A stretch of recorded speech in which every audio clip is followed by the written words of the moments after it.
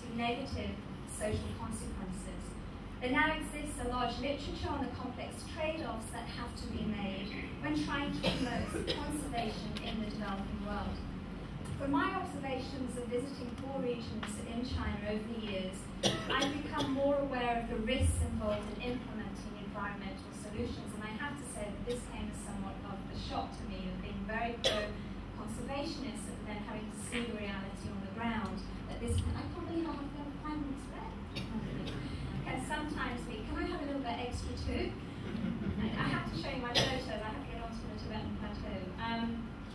That sometimes what takes place in the name of the environment can have negative consequences for human well-being. So let me now get straight on to, if I have 10 minutes, I can talk about this. Okay, for those of you who are not familiar with this part of the world, this is the Tibetan Plateau in white. It's the highest landmass in the world. It's something like 1.6 million kilometres squared, and it's of great significance to China, to the surrounding states, in part because of the climate change impacts that one is now beginning to see in this area of the world. The glaciers that support the water systems are major sources here of the Yangtze, the Yellow, the Salween, the Yalong, which turns into the Brahmaputra. All the major rivers of China and South and Southeast Asia originate from the Tibetan Plateau. And the glaciers have been retreating approximately by about 7% per annum. Obviously, in the shorter term, that would lead to more flooding, and over the longer term, to essentially huge conflicts over access to water. Chinese climate scientists have, under really quite difficult conditions, have been able to get up on the plateau and to start relying on the proxy ice core data to get some more official kind of statistics on what is happening. And what they've managed to find is that over the past 1,000 years, the average temperature on the plateau is at its highest ever, and it's predicted that those temperatures will increase to something like 2.6 degrees over the next 3 decades. Other data from the International Commission on Ice and Snow predict that, in fact, there will be no more glaciers in the Himalayas in general by about 2035. Now, glacial melt, of course, has dramatic impacts on biodiversity, on people, and livelihoods. It's nice to look at something cool, isn't it, when you're in this environment? With long-term implications, of course, for water, food, and energy security. It can also trigger a higher incidence of natural disasters, landslides, flooding, and glacial lake outbursts that can in turn lead to internal displacement and the destruction of critical infrastructure.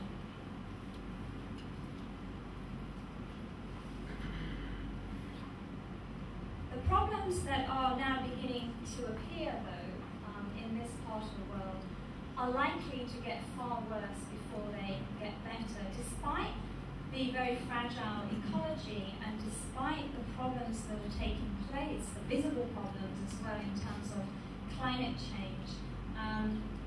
Overall, the plan is still to develop this region through mining activities on a grand scale over the next decade.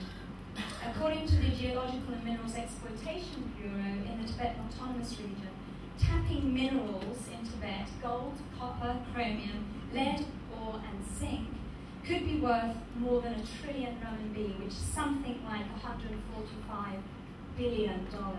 It's a lot of money. So you can imagine how difficult with that prospect it is for me to sit down with policymakers in Beijing and say, have you thought about sustainability? And particularly given the the political problem at the moment between China and Tibet.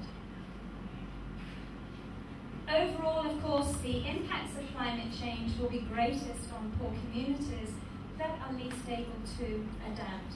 Tibetan pastoralists depend upon the grasslands for their survival, and climate change is leading to historically unprecedented pressures on the grasslands.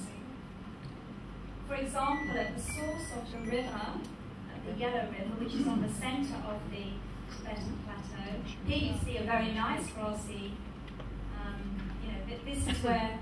this is a lot of what the Tibetan Plateau now looks like. Now, in Australia, we're kind of used to sheep and goats grazing on desert, but Tibetans are not used to this, and it's extremely difficult conditions that they're having to operate under.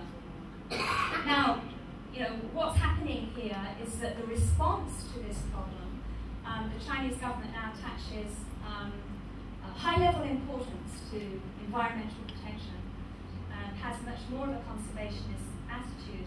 But the approach to dealing with this has been to place disproportionate blame on the Tibetan nomads. The reason for this, in part, is not just politically motivated, is because the causality of what's taking place here is so complex. It's much easier to take a sort of Garrett Hardin tragedy of the commons type approach and say, well, the reason this is happening is because of overgrazing. And yet, in fact, that's not the case. It's not the only cause here. In fact, what many Tibetan pastoralists can't understand is that, well, actually, we're quite small. The population's quite small. We don't actually have that many yet. Why is this taking place? And it's partly to do with attitudes. There is this thinking that is very strong and very pervasive that Tibetan pastoralists are backward. They have nothing to offer, which is, of course, highly erroneous, because these people have lived in the harshest pastoral environment of the world for thousands of years.